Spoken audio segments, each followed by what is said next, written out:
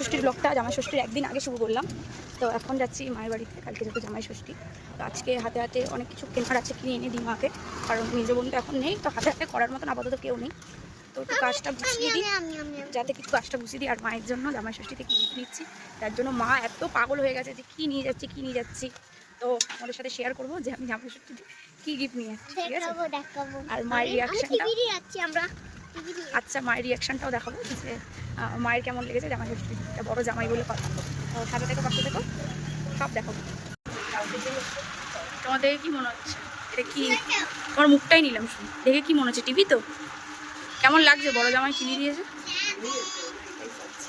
হ্যাঁ, টিভিটা ছোট কিন্তু আমাদের ঘরের জন্য ঠিকই আছে। সেটাই তোমার সিরিয়াল না জিন্দাবাদ। ঠিক আছে, জামাই ষষ্ঠী মজা করো। গিফট খোলার পালা চলছে। কি চলছে? টিভিটা বেরোবে, আস্তে করে বের করো।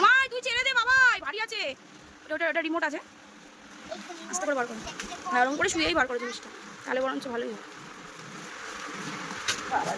ও মা দিকে ছাড়ো, আমি বার করি। ক্যামেরাটা আমার দিকে।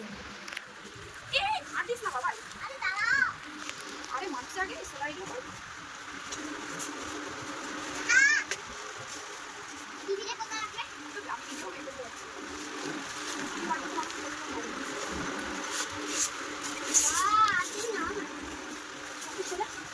সেরকম নেই এইটা, এই যে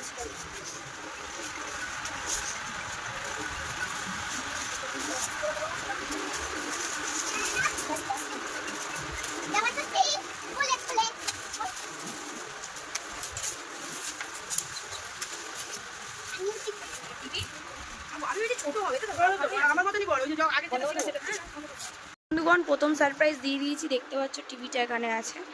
তো এইবার যাব হচ্ছে মেয়ের চশমা আনতে।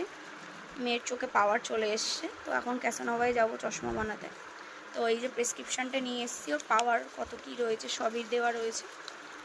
তো আজকে আপাতত ব্লগটা এখানে শেষ করছি না, এখনও বাজার হাটগুলো হয়নি, মায়ের কাজগুলো হয়ে যায়, একবার বিকালবেলায় বাজার হাটগুলো করে নেবো ভাবছি। এখন বাজার হাট করার কিছুই নেই। তো টাটা, সাথে থেকে পাশে থেকে দেখা হচ্ছে। এখন চলে এসেছি হচ্ছে আমাদের ক্যাসানোভায় চশমার দোকানে। তো ওখানে এসেছি হচ্ছে মেয়ের চোখে পাওয়ার এসছে, তো চশমার জন্য তো অনেকগুলো দেখছে, দেখো অনেকগুলো পছন্দ করার পর আমার এই পিঙ্কটা খুব পছন্দ হয়েছিল, বাট জানি না কেন পিঙ্ক কালারটা নিল না। তো অনেক বাছাই করার পর, অনেকটা চয়েস করার পর ও একটা ফাইনালি একটা পছন্দ করলো। তো পছন্দ করার পর জিনিসটা কি হলো, ও চশমাটা হাতে নিয়ে নিয়েছে, ও চশমাটা দেবে না।